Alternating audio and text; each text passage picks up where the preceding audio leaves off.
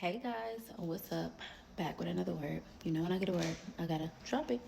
But today the title is Rejection from the Lord. Do not make God reject you. Okay? Um so the word that was sent to me was in the Bible when God rejected Saul after he appointed him king. He regretted even making him king, okay? He regretted even appointing him the king over Israel. Um, God is saying, be pleasing to me. Be pleasing to me, which is him.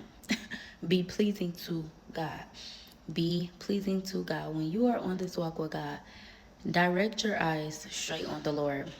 Only be pleasing to the Lord. See, don't be like Saul. He was a people pleaser. He cared about what people thought of him. Listen, do not be a people pleaser. Do not disappoint God, because God have chosen you. God have anointed you and appointed you. Do not make him regret calling you, choosing you, giving you the title. Okay? If God has entrusted you with something, prove him right. Prove him right. Do not get the big head. Do not start walking out of obedience. Do not start walking out of your calling. Do not start feeling like you got this in the bag. Do not feel like you know more than the Lord.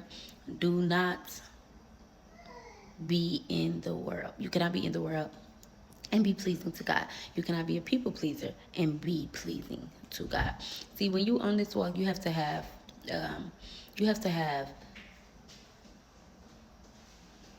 discernment and knowing that this is from the Lord, this is of the Lord, this is going to satisfy the Lord, this is where God is pulling me and where God is calling me. God can choose you, but disobedience and many other factors can make him regret it and will pull you back down. You don't want to be on a high horse and get knocked down because of your disobedience. You do not want to have favor from the Lord and then your whole world comes tumbling down because of disobedience. And there was many other things. I actually wrote them down. Saul, he was a people pleaser. He was envious, jealous, feared that somebody would get ahead of him. His heart was not postured towards God. His heart was not postured towards God. His heart was not in the right place. So he cared what people thought of him. He was jealous.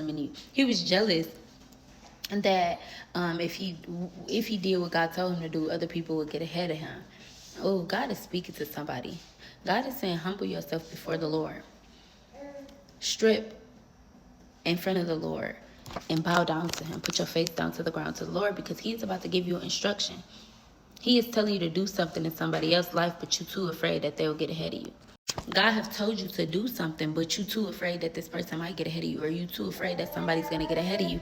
So you have been disobedient and you have not done so. God will call you down. God will reject you. No longer will you walk in the favor of the Lord. On this walk, you have to focus on God and be obedient to his word. It does not matter. If God told you to sow into somebody all you had and you ain't doing it because you like, well, they got this or they this and they that and I don't have it, do what God is calling you to do. You don't know where that will place you. And in your disobedience, you don't know where that will place you. Be obedient to God. Listen to his word and humble yourself before him, because you are not better than the Lord. You don't know more than the Lord. Be obedient. Do not make God reject you. Do not make God throw you down from where he placed you because of your disobedience. I don't know who this is for, but this is for somebody, because you have been envious, jealous. You have been, and it's like, yo, you truly, you like, why do I feel this way? Or I don't want to feel jealous, or I don't want to feel envious or want what someone else have. But it's like that spirit inside of you, it's tugging you and it's pulling you away from God. That is nothing but the devil. You better go into fasting and you better listen. You better pray against it, because God is saying, humble yourself before him.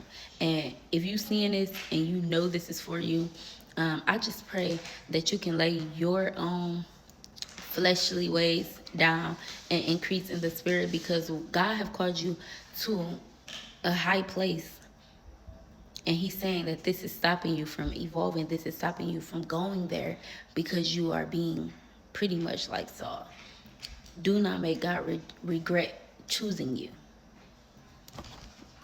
I pray that this word reach who it need to reach, and I pray that it touch who it need to touch, because this is a warning, but this is also God being graceful because he's giving you this warning. Take it back to the Lord. But I know, because God is telling me, that this person know exactly who they are. And I pray that you repent on this and that you continue to walk in obedience. Don't let this hinder your calling. Do not let this hinder your promise.